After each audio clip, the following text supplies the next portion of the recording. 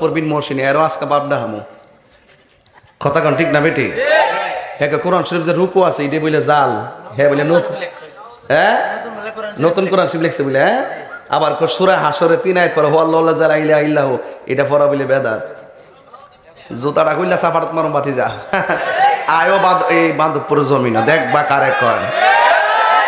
বাপ দাহামু হতায়ত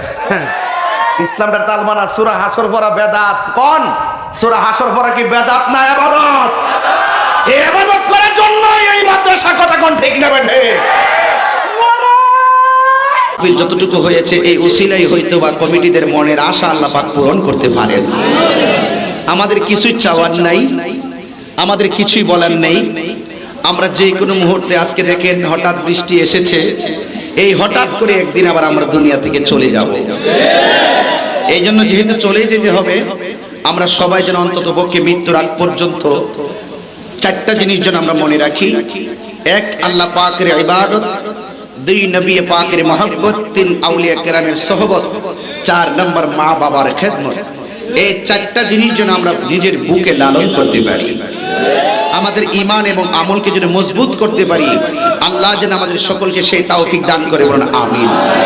আর জবান খুলে বলি আমিন এই জন্য বাবাজিরা আমার পর্দার আড়ালে হয়তো অনেক মা বোন রয়েছেন তবে আমি সংক্ষেপে একটি কথাই বলবো আল্লাহর হাবিব সাল্লাল্লাহু আলাইহি সাল্লাম বলেছেন পৃথিবীতে এমন একটি সময় আসবে জ্বলন্ত আংরা হাতে রাখলে যেমন কষ্ট হয় তার চাইতে বেশি কষ্ট হবে ঈমান রাখতে বর্তমানে আমাদের ঈমানকে লুণ্ঠন করার জন্য বহুত ধরনের আন্তর্জাতিক ষড়যন্ত্র চলছে কথা বলেন ঠিক কি না এই ষড়যন্ত্র কৌশলের মাধ্যমে এই ষড়যন্ত্র আভিজাত্যের মাধ্যমে এই ষড়যন্ত্র টাকার মাধ্যমে এই ষড়যন্ত্র বিভিন্ন এজেন্টের মাধ্যমে বাস্তবায়ন করার জন্য ইহুদি খ্রিস্টানরা বহুত ধরনের ষড়যন্ত্র করছে এই সমস্ত এহেন পরিবেশ থেকে পরিস্থিতি থেকে যদি আমরা মুক্তি পেতে চাই তাহলে হক্কানি উলামায়ে কেরাম যারা আছেন তাদের হাতে হাত রেখে আমরা সঠিক পথের দিশা নিতে হবে ঠিক কিনা বলেন এইজন্য হিংসা হিংসি ছেড়ে দিতে হবে একটি কথা মনে রাখতে হবে আমাদের আহলে সুন্নাত ওয়াল জামাত এটা নিয়ে কোনো রাজনীতি করার কোনো সুযোগ নাই কথা বলেন ঠিক কি না আহলে সুন্নাত ওয়াল জামাত নিয়ে রাজনীতি করার কোনো সুযোগ নাই